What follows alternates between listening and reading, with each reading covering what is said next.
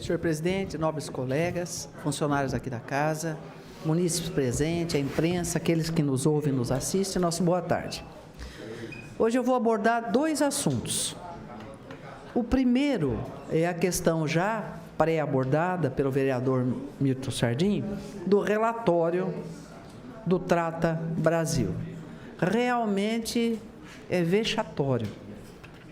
É vexatório, é uma coisa desgastante. Bauru apresentar 1,77 percentuais de esgoto tratado. Mas se pegar o relatório todo, nós não temos só esse ponto vexatório. Eu acho que vale a pena ler. E tem a tabela 12 do relatório. Na tabela 12 nós temos um outro ponto vexatório.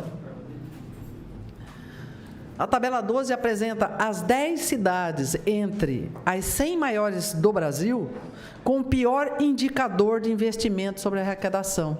E Bauru está lá. Ela ocupa o quarto lugar das 10 cidades de pior indicador de investimento sobre a arrecadação. Bauru, São Paulo, com 7,49% de indicador de investimento sobre a arrecadação. Então, realmente é muito difícil.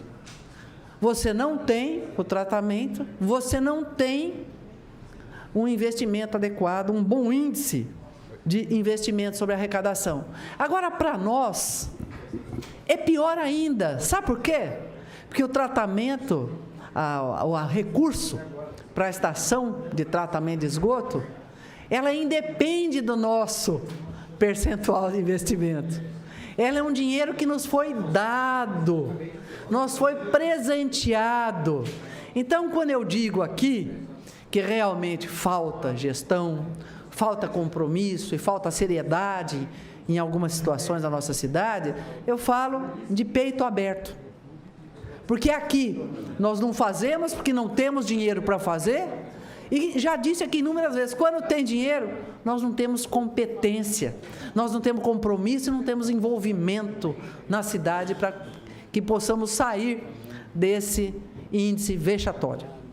Com dinheiro, dinheiro dado, dinheiro que não precisa voltar, dinheiro que não saiu do bolso do munícipe, nós não tivemos competência para fazer. São anos e anos de atraso nessa estação de tratamento de esgoto. E olha, eu ainda me preocupo, eu já disse aqui inúmeras vezes, se não vai chegar a hora que quem deu ou está dando conforme a medição, vai dizer, chega, vocês não conseguem fazer mesmo, vão mudar para quem consegue fazer. Vexatório.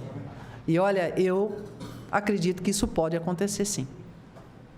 Peço que eu esteja profundamente enganada, mas eu acho que não.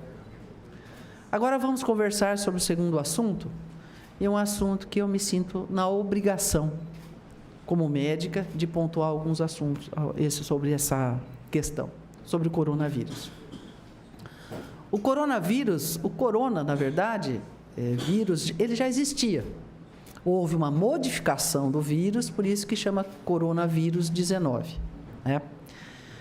Ele é um vírus que tem um comprometimento maior nas pessoas da terceira idade, nas pessoas que têm uma doença de base, como diabetes, insuficiência coronariana, e nós temos que ter alguns cuidados. Acredito firmemente que criar um alarde, eu acho que não serve para nada. Agora, medidas de orientação, medidas de esclarecimento, atitudes que vão minimizar o pico de pessoas infectadas, isso vale a pena. Alguns viram um gráfico, né? Tem o pico, depois tem uma coisa suavizada. Isso não significa, a curva suavizada, que nós teremos um menor número de infectados. Não é isso. É que quando você toma algumas medidas de restringir a questão dos ambientes que tenha aglomerados de pessoa, de diminuir a ida às escolas, você faz com que não se haja um pico, um número de pessoas muito grandes impactadas num único período de tempo. Porque quando isso ocorre, nós não temos capacidade de atendimento. Então, o que está se tentando fazer é diminuir o número de pessoas infectadas ao mesmo tempo. E nós temos que tomar muito cuidado na nossa cidade, por quê? As pessoas, quando forem infectadas e que tiverem a doença manifesta e não uma situação de gravidade, sabe do que elas vão precisar? De leitos de UTI. Elas vão precisar de respirador. E nós não temos leitos de UTI nem para a gente. Nem para a gente. A semana passada, na Folha de São Paulo, eu vi uma entrevista onde o secretário de Saúde do Estado de São Paulo estava dizendo o seguinte: mas a população pode ficar tranquila, vamos contratar 5.000 médicos e vamos suspender as cirurgias eletivas, porque vamos fazer dos centros cirúrgicos, onde nós temos respiradores, unidades de terapia intensiva. Veja como é uma questão de tapar buraco. As cirurgias eletivas que o senhor secretário de Saúde do Estado de São Paulo está dizendo, são cirurgias altamente eletivas, onde a pessoa está 2 anos na fila esperando. E vai suspender para ficar mais 2 anos, né? Uhum. Aí a gente, quando for chamar, não sabemos nem se está vivo, se não morreu de coronavírus. É. Doutora, a senhora está questionando a medida? Não. Nós temos, sim, que tomar atitudes, temos que ter esses leitos, mas nós não podemos esquecer que cirurgia eletiva aqui demora 2 a 3 anos. Não podemos esquecer. O que poderíamos fazer por nossa cidade? Atitudes de educação. Ensinar as pessoas a lavarem as mãos. Não adianta sair de máscara por aí. O maior contágio é por contato. E se você colocar a máscara e colocar a mão na máscara, acabou. Tem que colocar só no barbantinho dela. E a máscara tem um prazo máximo de validade de 3 horas. A cada 3 horas você tem que trocar a máscara. Não tem mais máscara para vender.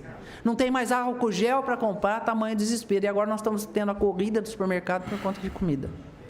Então, o que Bauru pode fazer? Nós não ficaremos isentos.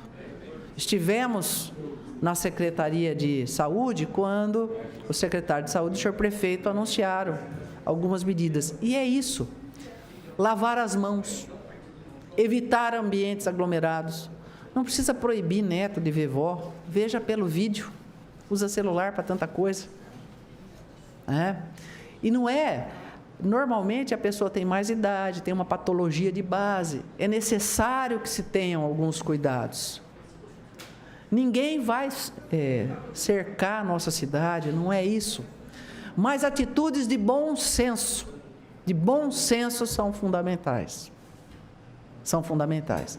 E cabe a nós, com uma atitude muito simples, de lavar as mãos, de manter bons cuidados de higiene, de, se for espirrar, usar medidas sociais para o espirro. Parece brincadeira, mas a medida social do espirro é você espirrar na face interna do seu cotovelo. Isso é uma medida de proteção, de evitar que perdigotos saiam. Então eu queria dizer o seguinte, e não adianta um desespero e todo mundo ir no pronto-socorro porque teve um processo gripal. Se não está com corona, corre o risco de pegar. Então a gente tem que tomar cuidado, porque se criar um alarde, nós vamos atrasar o diagnóstico de quem realmente tem coronavírus e atrasar a questão de fazermos o isolamento social, que é o isolamento em casa. Então, em caso de dúvida, de resfriado, fique em casa, certo? Mantenha o local arejado. Mantenha o local arejado, deixe o sol entrar. Nós não sabemos qual é o comportamento desta variante do coronavírus com os climas mais quentes. A região sul, sudeste, que é onde nós moramos, é a região de maior incidência. E logo, logo nós teremos na região sul, que vem vindo uma onda fria, o clima será favorável para a multiplicação do coronavírus. Então, eu acho o seguinte, medidas de esclarecimento, ir aonde precisa ir, carregue o seu álcool gel, mas não precisa comprar todo o estoque do supermercado, porque sabe o que vai acontecer? Vai sobrar na sua casa e vai faltar para o outro fazer a higienização, aí vai sobrar para você também a questão de contágio. Então, tenhamos bom senso, que Bauru faça o seu dever de casa com relação às questões educativas. Muito obrigado pela tolerância, senhor presidente.